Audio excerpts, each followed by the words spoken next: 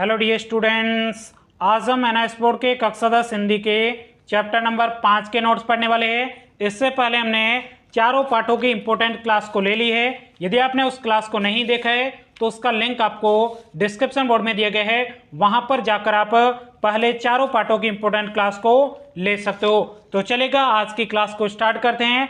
आज की क्लास में हम एनआईएस बोर्ड के कक्षा 10 हिंदी के चैप्टर नंबर 5 के इंपॉर्टेंट नोट्स हमारे कोचिंग के पढ़ने वाले हैं। तो देखिएगा साथियों, पहला हमारा इंपॉर्टेंट प्रश्न है, रोबोट नर्सिंग होम पार्ट के लेखक का नाम लिखिए।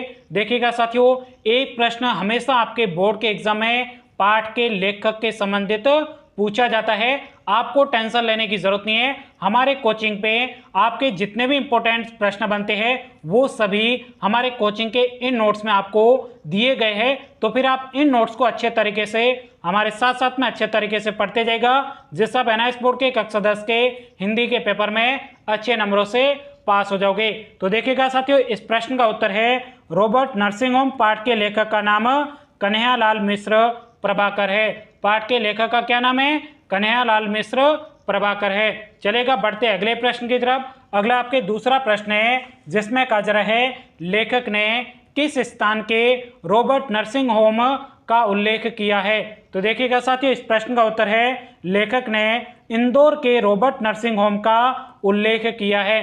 कहाँ के नर्सिंग होम का उल्लेख किया है? इंदौर के रोबोट नर्सिंग होम का उल्लेख किया है। चलेगा, बढ़ते अगले तीसरे प्रश्न की तरफ। तीसरे प्रश्न में कहा जा रहा है, रोबोट नर्सिंग होम पार्ट में मदर टेरेसा की उम्र कितनी बताई गई है? तो इस प्रश्न का उत्तर है, रोबोट नर्सिंग होम पार्ट में मदर टेरेसा की उम्र 45 वर्ष बताई गई है। उम्र कितनी बताई गई है? 45 वर्ष आपके उम्र बताई गई है। चलेगा, बढ़ते हैं अगले प्रश्न की तरफ। अगला आपके चौथा प्रश्न है, जिसमें कहा जा रहा है, क्रिस्ट हेल्ड तथा मदर टेरेसा क्रमशः किस देश से है? तो इस प्रश्न का उत्तर है, क्रिस हेल्ड जर्मनी तथा मदर टेरेसा फ्रांस देश से है। आई बात आपको सामने, क्रिस हेल्ड कहाँ से है? जर्मनी से है, और आपके मदर टेरेसा है वो आपके फ्रांस देश से है। आई बात आपको सामने। चलेगा, बढ़ते अगले प्रश्न की तरफ।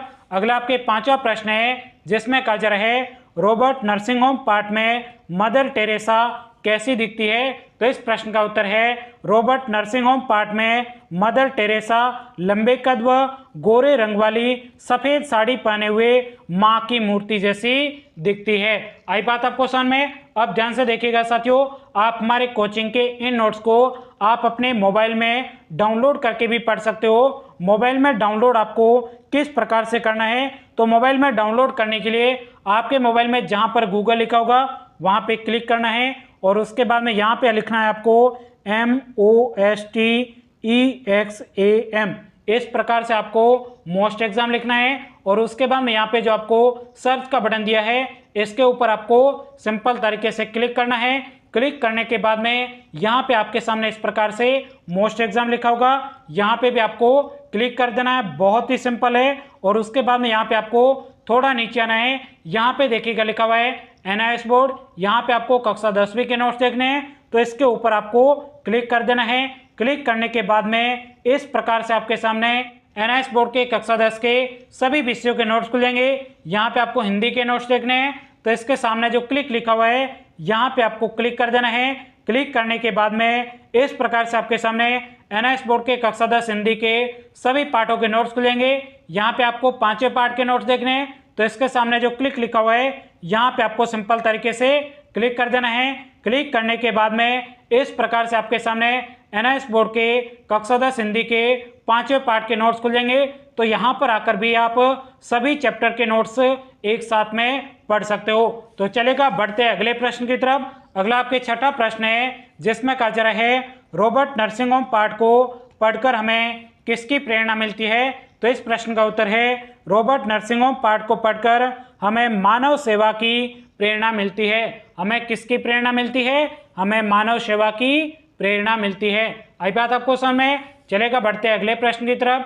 अगला आपके सातवां प्रश्न है, जिसमें कहा जा रहा है, रोबोट नर्सिंग होम को लेखक ने जादू होम क्यों कहा है? तो इस प्रश्न का उत्तर है, रोबोट नर्सिंग होम को लेखक ने जादू होम इसलिए कहा है क्योंकि यहाँ पर मदर टेरेसा है, क्रिस हेल्ड है और मदर मार्गेट है, जो रोगियों की सेवा करके उनका जीवन सुधार कर रही है। इससे आपके रॉबर्ट नर्सिंग होम को लेखक ने जादू होम कहा है। आई बात आपको समझ में? चलेगा, बढ़ते अगले प्रश्न की तरफ। अगला आपके 8वां प्रश्न है, जिसमें कहा जा रहा है मदर टेरेसा के जीवन का उद्देश्य क्या है। तो इस प्रश्न का उत्तर है मदर टेरेसा के जीवन का उद्देश्य रोगियों व जरूरतमंदों की सेवा करना है। मदर टेरेसा का जीवन का उद्देश्य क्या है? रोगियों व जरूरतमंदों की सेवा करना है। आई बात आपको समझ में? तो आपके इस पार्ट के इतने ही प्रश्न इंपॉर्टेंट बनते थे। अगले चैप्टर के नोट्स देखने के लिए यहाँ पे जो आपको साइड में क्लास दिखाई दे रहे हैं, इसके ऊपर क्लिक करके आप नेक्स्ट क्लास को देख सकते हो। तो साथियों, मिलेंगे अगली क्लास में, तब तक के लिए जय हिंद, जय भारत।